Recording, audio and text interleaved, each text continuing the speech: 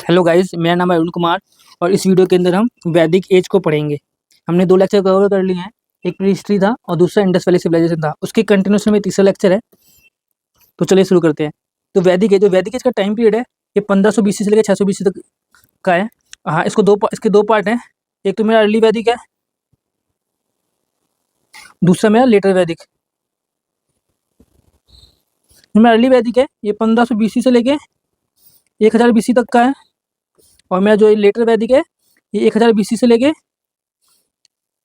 600 BC का है। ठीक है, एक बात याद रखने वाली है कि आयरन एज था जो वो 1000 BC के आसपास स्टार्ट हुआ था। ठीक है, चलिए आगे चलते हैं। हाँ, वैदिक एज जो कि 1500 BC, इसमें समझेंगे हम कैसे वैदिक एज स्टार्ट होता है। ठीक है, तो वेद है जो वो विद वर्ड से मिलकर बना, जिसका मतलब होता है टू नो। और वेद का मतलब क्या होता है, जो सेक्रेड नॉलेज कंटेंट है हमारे जो वैदिक टेक्स्ट के अंदर वो। ठीक है, हाँ, तो वैदिक पीरियड भी इसको इसलिए बोलते हैं कि बहुत सारे इसके अंदर वेद लिखे गए थे, बहुत सारे वैदिक लिटरेचर है इसके अंदर। ठीक है, हाँ, ऋग्वेद हो गया और हमारा सामवेद हो गया, यजुर्वेद हो गया, अर्थवेद हो गया, और भी बहुत सारे वैदिक लिटरेचर है। ठीक है, तो वो सब है, इसकी वजह से इस पीरियड को हम वैदिक पीरियड बोलते हैं, वैदिक एज बोलते हैं। तो वैदिक एज स्टार्ट कब होता है, ये स्टार्ट होता है आर्यंस के आने की वजह से। ठीक है, ये आर्यंस कहाँ से आए थे वो हम आगे डिस्कस करेंगे। जो आर्यंस है ये आर्य वर्ड से बना है, जिसका मतलब होता है नोबल। और ये जो आर्यंस जहाँ पे रहते थे उस लैंड को बोलते थे आर्यवर्त। ठीक है, तो आर्यंस का ओरिजिन कैसे हुआ है उसकी बहुत सारी थ्योरीज है। वो थ्योरीज कई बार एग्जाम में आ जाते हैं कि किसने ये थ्योरी प्रोपाउंड की थी। ठीक है, जैसे एक सेंट्रल एशियन थ्योरी है जो कि मैक्स मुलर ने प्रोपाउंड की थी। ठीक है, एक यूरोपियन थ्योरी है, ये विलियम जोन्स ने करी थी। एक थ्योरी ऑफ नॉर्थ पोल या आर्कटिक थ्योरी, ये बाल गंगाधर तिलक जी ने करी थी। एक तिब्बत थ्योरी है, स्वामी दयानंद सरस्वती ने करी थी। लेकिन इन सब थ्योरी में से कुछ इंडियंस ये भी बोलते हैं कि ये जो आर्यंस थे ये बाहर से नहीं आए, ये लोकल्स ही थे। ठीक है, तो ऐसी बहुत सारी थ्योरीज हैं, और भी बहुत सारी थ्योरी, लेकिन इंपॉर्टेंट थ्योरी यही थी। उन थ्योरीज में से सबसे एक्सेप्टेड थ्योरी है मेरी सेंट्रल एशियन वाली थ्योरी। इसको सबसे ज़्यादा वाइडली एक्सेप्टेड थ्योरी है ये। ठीक है, और आर्यंस थे वो सेटल कहाँ पे हुए थे, सब सिंधु में। सब सिंधु क्या है, ये 7 रिवर्स है, इन 7 रिवर को सब सिंधु बोलते हैं। आर्यंस ने डिफीट किया था दासाज को। ये दासाज और दासीज कौन है, ये नॉन आर्यंस है, यहाँ के लोकल्स से। और आर्यंस ने सबसे पहली बार आयरन को यूज़ किया और हॉर्स को यूज़ किया। हमने देखा कि इंडस वैली सिविलाइजेशन वालों को आयरन के बारे में नहीं पता था, हॉर्सेस वहाँ पे नहीं थे।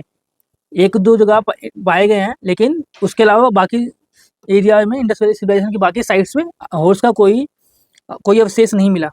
ठीक है,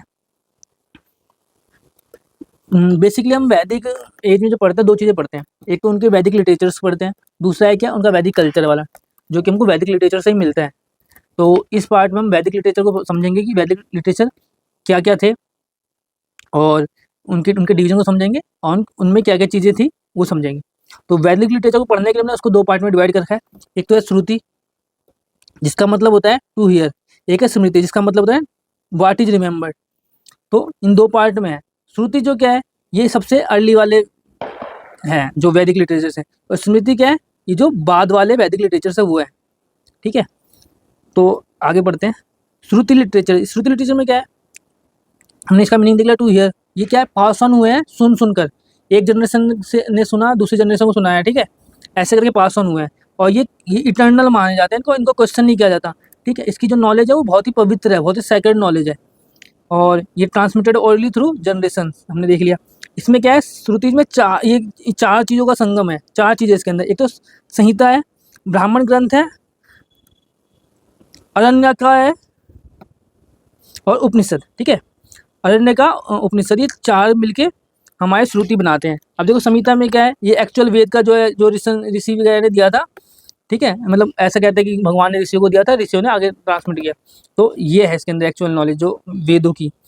ब्राह्मण ग्रंथ में क्या है, ये एक्सप्लेन करता है वेद के जो टेक्स्ट है उसको, उसकी एक्सप्लेनेशन देता है ये। ठीक है, उनकी मीनिंग बताता है।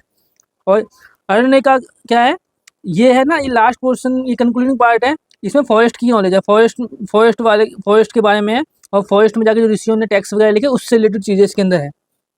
उपनिषद क्या है, मोरल टीचिंग देता है, और ये फिलोसफी की बात करता है। ठीक है, ये फिलोसफी की बात करता है। इसके अंदर आत्मा, यूनिवर्स, इन सब की बातें करता है। ठीक है, हम आगे चलते हैं, संहिता को पढ़ते हैं। इसमें क्या है, इसमें हमारे जो चारों वेदा है वो हैं सारे के सारे, ठीक है। जैसे कि ऋग्वेद, सामवेद, यजुर्वेद, अथर्ववेद, ये सारे वेदा इसके अंदर आते हैं पहले वाले पार्ट में। और ये क्या है, ये वैदिक लिटरेचर्स है, मंत्र मंत्र वगैरह है इसके अंदर, ये श्लोक्स वगैरह हैं, प्रेयर्स हैं, देवी देवताओं के लिए प्रेयर्स है इसके अंदर बहुत सारे। और जो मेरे जो ये ब्राह्मण्स और अरण्यका है ये, और उपनिषद वगैरह, ये इन वेदों से अटैच है। मतलब इन हर वेद के अंदर ये अटैच है, इनके कुछ ना कुछ पार्ट अटैच है हर वेद के अंदर, ठीक है। वो जानेंगे कौन से अटैच है, कौन से अटैच नहीं है, ठीक है, वो देखेंगे हम आगे। तो संहिता में 4 हैं वेद हमारे, ऋग्वेद, सामवेद, यजुर्वेद, अथर्ववेद, ठीक है। अब इन सारे वेदों को हम समझेंगे एक एक करके। तो सबसे पहले देखते हैं हम ऋग्वेद की रिवर्स को। ऋग्वेद में ये बहुत क्वेश्चन आते हैं कि कौन सी रिवर का मेंशन है, कौन सी रिवर का मेंशन नहीं है। तो सबसे पहले वो 7, मतलब इस जहाँ पे रहते थे उस एरिया को सब सिंधु बोलते थे, क्योंकि वहाँ पे 7 नदियाँ बहती थी। वो 7 नदियाँ कौन सी हैं? सिंधु है, झेलम, चिनाब, रावी, व्यास, सतलुज और सरस्वती। सरस्वती आज के टाइम पे नहीं है, लेकिन उस टाइम पे हुआ करती थी। हाँ, तो झेलम को वितिस्ता बोलते हैं, असिकनी बोलते हैं चिनाब को, पुरुषनी बोलते हैं रवि को, विपास बोलते हैं व्यास को, सुतुद्री बोलते हैं सतलुज को। इसमें जानने वाली बात यह है कि हाँ, इंडस रिवर का मेंशन सबसे ज़्यादा बार हुआ है हमारे ऋग्वेद के अंदर, सबसे ज़्यादा बार इसका नाम आया है। और जो सरस्वती रिवर है, ये मोस्ट प्रोमिनेंट रिवर थी, मतलब ये बहुत ही इंपॉर्टेंट रिवर थी उनके लिए, बहुत ही सैक्रेड रिवर थी। तो ये इसमें कन्फ्यूजन नहीं करनी कि सिंधु रिवर, कई बार एग्जाम में हम सरस्वती मार कर दिया अगर मोस्ट मेंशन रिवर है तो याद रखना कि मेंशन रिवर है सिंधु, और सरस्वती है इंपॉर्टेंट रिवर। कृष्णा का मेंशन नहीं है, गंगा है एक बार मेंशन है, और यमुना 3 बार मेंशन है। इनका मेंशन 6th मंडल में है। ऋग्वेद के मंडल से हम आगे देखेंगे 10 मंडल थे, 10 में से 6th मंडल में क्या है, इन दोनों रिवर का मेंशन है। तो इसमें हम ऋग्वेद को जानेंगे। ऋग्वेद क्या है? कलेक्शन ऑफ हिम्स है, ठीक है। ये क्या होता है? मंत्र या श्लोक का कलेक्शन है, जो कि देवी देवताओं को की प्रेज के लिए बनाए गए, लिखे गए, ठीक है। और ये ओल्डेस्ट है सभी वेदा में से, सबसे ओल्डेस्ट यही वेद है। जो ऋग्वेद के हिम्स है इनको सूक्त भी बोलते हैं, जिसका मतलब होता है वेल सेट, जो कि प्रेज डेटीज की प्रेज के लिए होते हैं। देखो हर वेद में क्या है, एक तो वो किस लिए हैं, इंपॉर्टेंट है, ठीक है। और दूसरा क्या है, वो रिसाइट कौन करता है, तीसरा क्या है, उपवेद कौन सा है उसका। तो ये 3 चीज़ें तो हर वेद उसमें आएगी। तो हम देखेंगे इसको रिसाइट कौन करता है, होत्री इसको रिसाइट करता है, इसका उपवेद क्या है, आयुर्वेद। तो ये इंपॉर्टेंट है, ठीक है। इसको यूनेस्को की लिस्ट में, लिटरेचर की लिस्ट में मैं मतलब इंक्लूड कर रखा है, ये याद रखना। इसमें कितने सूक्त है? इसमें 1028 सूक्त है, और 10 मंडल है। इन सूक्तों को 10 मंडल में डिवाइड कर रखा है, 10 बुक्स में। मंडल मतलब बुक्स, इसका मतलब मंडल है बुक्स, इनमें डिवाइड कर रखा है। और इनके वर्सेस कितने हैं? 10,600। बस इतना याद रखना, ये 3 चीज़ें हैं, 10 मंडल्स और 1028 सूक्त और 10,600 वर्सेस। अब इन मंडल्स में से कुछ मंडल पुराने हैं, कुछ नए हैं। तो पुराने मंडल कौन कौन से हैं? दूसरा, तीसरा, चौथा, 5वां, 6वां, 7वां, ये क्या है, पुराने मंडल है। 2 से लेके 7 तक क्या है, पुराने मंडल्स हैं। और 1, 8, 9, 10 ये क्या है, बाद वाले, मतलब लेटेस्ट मंडल्स है, ये बाद में लिखे गए मंडल्स। अब इन मंडल में क्या क्या इन्फॉर्मेशन है, कई बार पूछ लेता है कि इस मंडल में क्या मेंशन था, इस मंडल में क्या मेंशन था। तो 8वां मंडल है, डेडिकेटेड है कण्व क्लान, ठीक है, कण्व ऋषि थे, इनको डेडिकेटेड है। 9वां मंडल ये सोमदेव को डेडिकेटेड है। पहला मंडल है, इसमें क्या है, अग्निदेव और इंद्रदेव का मेंशन है, उनको डेडिकेटेड है। और बाकी भी कुछ डेटीज है, उनका भी मेंशन है। मंडल 3 है, इसमें गायत्री मंत्र है, और इसको किसने लिखा था? विश्वामित्र ने लिखा था, ठीक है। मंडल 10वां है, ये नारी सूक्त कंटेन करता है, और ये क्या करता है, रिवर्स की प्रेयर्स करता है, रिवर के लिए प्रेयर्स है इसके अंदर, समझ लो, ठीक है। और इसी के अंदर ना एक पुरुष सूक्त है, ठीक है, पुरुषा सूक्त है, जो कि ना 4 वर्ण सिस्टम को दिखाता है। उसके अंदर 4 वर्ण सिस्टम का डिस्कशन हो रखा है, और उसके अंदर शूद्र वर्ड का भी मेंशन है। तो एग्जाम में आ सकता है कि शूद्र वर्ड कौन से मंडल में, ऋग्वेद के कौन से मंडल में है, तो वो 10वें मंडल में है, याद रखना। और पुरुष सूक्त के अंदर है, ठीक है। ऐसे सोमरस का मेंशन 9th मंडल में है। देखो ये भी सोम 9th मंडल में था ना, तो 9th मंडल में। बैटल ऑफ 10 किंग्स 7th मंडल में है। वार बिटवीन आर्यन एंड दशार, ये ऋग्वेद में है। और पशुपति शिवा का मेंशन अथर्ववेद में, याद रखना, ये ऋग्वेद में नहीं है, अथर्ववेद में, ठीक है। अगला है सामवेद। सामवेद क्या है? ये चैंट्स है वेदा में, मतलब ये बेसिकली म्यूजिक से रिलेटेड है, ठीक है। जो भी संगीत वगैरह, म्यूजिक वगैरह उस टाइम सेरेमनीज वगैरह में किए जाते थे, तो वो सारे इसमें सामवेद में है। इसको रिसाइट किसने किया है? उद्गात्री ने इसको रिसाइट किया। उद्गात्री पृष्ठ था, उसने रिसाइट किया। इसका उपवेद क्या है? गांधर्व वेद इसका उपवेद है, और ये सबसे शॉर्टेस्ट वेद है। ठीक है। इसके अंदर एक ध्रुपद राग पाया जाता है, जो कि तानसेन ने उसको बाद में गाया था। अगला वेद क्या है हमारा? यजुर्वेद है। ठीक है। इसमें रिचुअल्स की नॉलेज है, पूजा पाठ की नॉलेज है। तो इसके अंदर ये सारी जो यज्ञ वगैरह कराते हैं, वो सारी नॉलेज इसी के अंदर है। जो सेक्रीफाइस करते थे उस टाइम, बलिदान वगैरह करते थे उस टाइम, जो रिचुअल्स में रिचुअल्स होते थे उसके सेक्रीफाई करने के, वो सब इसी के अंदर है। ठीक है। इसको रिसाइड किसने किया है? अद्वार्यु ने इसको रिसाइड किया है, और इसका उपवेद क्या है? धनुर्वेद इसका उपवेद है। और ना इसको ना, इस वेद को दो पार्ट में डिवाइड कर रखा है, तो याद रखना, एक शुक्ल और एक कृष्ण। शुक्ल को व्हाइट यजुर्वेद बोलते हैं, और कृष्ण को ब्लैक यजुर्वेद बोलते हैं। अगला वेद है हमारा यथर्ववेद। ठीक है। ये वेद क्या है? ये जादू टोनाओं की बात करता है, कि जो बीमारियों को मंत्र से दूर करना, मैजिकल स्पेल से दूर करना, या बुरी आत्माओं को मंत्र से भगाना, इन सब की बातें करता है।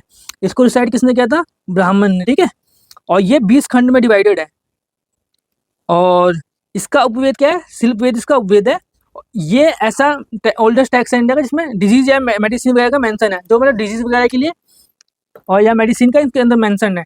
तो ये ऐसा वेद है कि मतलब ऐसा क्वेश्चन आ सकता है कि डिजीज वगैरह के लिए कौन सा वेद है, या मेडिसिन के लिए कौन सा वेद है, तो ये थर्ड वेद है मेडिसिन के लिए। ठीक है। और ना जैसे कि 3 जो वेद है पहले वाले, ऋग्वेद, यजुर्वेद और सामवेद, इन तीनों ग्रुप को बोलते हैं वेदात्रयी। ठीक है। याद रखना, एग्जाम में क्वेश्चन आता है कि कौन सा वेद वेदात्रयी में नहीं है, तो अथर्ववेद वेदात्रयी में नहीं है, और ये ऋग्वेद, यजुर्वेद, सामवेद ये वेदात्रयी के अंदर इंक्लूड है। आगे चलते हैं।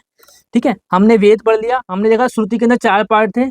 पहला था वेद, ठीक है, मतलब संहिता यानी वेद, और दूसरा था हमारा ब्राह्मण ग्रंथ, तीसरा था हमारा अर्यंका, ठीक है, और चौथा था हमारा उपनिषद। ठीक है। तो ब्राह्मण ग्रंथ का पढ़ते हैं। ये ब्राह्मण ग्रंथ क्या करता है? वेदों की एक्सप्लेनेशन करता है, मतलब वेदों में जो नॉलेज है उसकी मीनिंग को बताता है। ठीक है। उसको एक्सप्लेन करता है। ठीक है।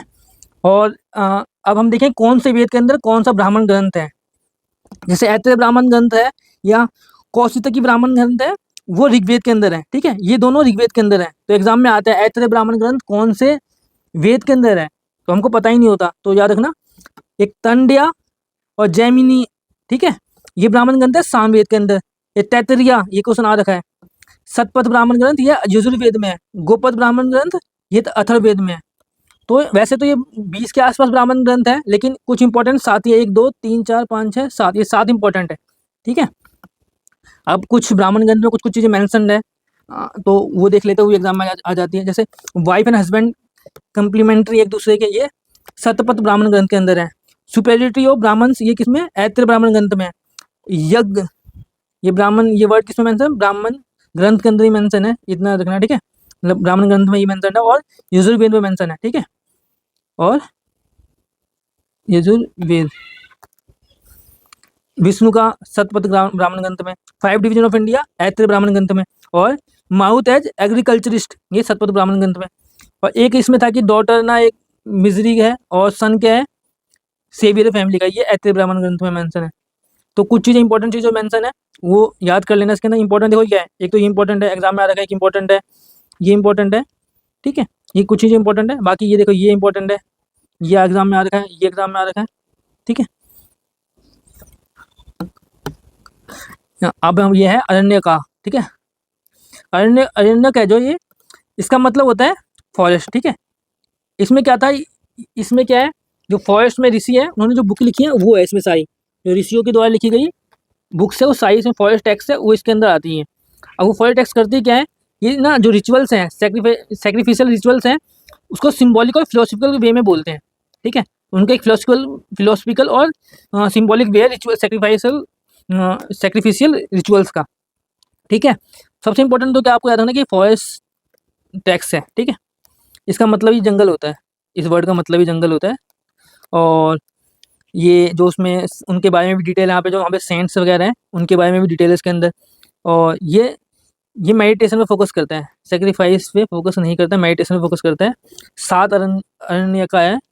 और याद रखना हर उसमें अरण्य का है, मतलब हर वेद के अंदर, लेकिन अथर्ववेद में कोई नहीं है। जैसे ब्राह्मण ग्रंथ है ना हर वेद के अंदर, उसी तरह से उपनिषद भी है, लेकिन अरण्यका का अर्थ वेद में कोई अरण्यका नहीं है। और कंक्लूडिंग पोर्शन है वेदा का लास्ट वाला। आगे चलते हैं। अगला है उपनिषद। उपनिषद, उपनिषद वर्ड का मतलब होता है, उप मतलब होता है नियर, इसका मतलब होता है टू सिट, ठीक है। तो इस पूरे वर्ड का मतलब होता है टू सिट नियर समवन, ठीक है। और ये कितने नंबर से 108 उपनिषद है टोटल हमारे पास। और इनको बोलते हैं वेदांत, जो कि वेदों के अंत में लिखे गए हैं। जब वेदों का अंत होगा, ठीक है, उसके बाद लिखे गए हैं ये टॉप कैसे टॉपिक से डील करता है, ये सोल, ठीक है, origin of world, mystery of nature, ठीक है, दुनिया, रियलिटी ऑफ थिंग्स, इन सब पे वर्ड करता है। तो मेटेरियलिस्टिक चीज़ों के बाद की दुनिया को, जो मटेरियल है, ठीक है, ये मेटाफिजिक्स को डील करता है, ठीक है, मेटाफिजिक्स को डील करते हैं उपनिषद। ये आत्मा वगैरह, ठीक है, और ये साल्वेशन वगैरह, इस सब को डील करते हैं। तो कुछ उपनिषद देख लेते हैं। एक छंदोग्य उपनिषद है, इसके अंदर 3 आश्रम, आश्रम क्या होते हैं, ये 4 स्टेजेस होते हैं लाइफ की। ब्रह्मचर्य है, उसके बाद गृहस्थी, उसके बाद होता है वनप्रस्थ और फिर संन्यास। तो उनमें से 3 का इसमें मेंशन है, और 2 टाइप की मैरिज मेंशन है इसके अंदर। एक क्या है अनुलोमा मैरिज, और दूसरा क्या है प्रतिलोमा मैरिज। अनुलोमा मैरिज में क्या है, मतलब कोई भी मैन है, या तो वो अपने वर्ण में शादी करेगा या अपने से नीचे वाली में, ये बहुत कॉमन थी। और प्रतिलोमा में क्या था, अगर कोई वुमेन अपने लोअर वाली कास्ट से मैरिज करती है तो वो, लेकिन ये मतलब इसको अलाउ नहीं कर रखा था, ये नॉट सैंक्शन बाय वेदास, ये वेदास को मानते ही नहीं थे। मतलब कोई स्त्री अपने लोअर वर्ण में शादी नहीं कर सकती थी, ठीक है। देखते हैं उपनिषद में किस किस का मेंशन है। जैसे 4 आश्रम का मेंशन है जबल उपनिषद में, सत्यमेव जयते का मेंशन है मुंडका उपनिषद में, ट्रांसमिग्रेशन ऑफ सोल का बृहदरंका उपनिषद में, ठीक है, तमसोमा ज्योतिर्गमा, ठीक है, ये lead me from darkness to light, ये वर्ड मेंशन है बृहदरंका उपनिषद में। वसुदेव कुटुम्बकम, ये महाउपनिषद में। जो मांडू का उपनिषद है, ये शॉर्टेस्ट है। बृहदरंग का उपनिषद है, ये ओल्डेस्ट है। और चंदोग्या उपनिषद है, ये लार्जेस्ट है, ठीक है। तो ये याद रख लेना कि लार्जेस्ट कौन सा, शॉर्टेस्ट कौन सा है। ये कुछ वर्ड्स हैं, ये तो देखो आता ही एग्जाम में, ये भी, ठीक है। तो ये 3 तो इंपॉर्टेंट है ही। ये कुछ से मैंने बताया ना कि ब्राह्मण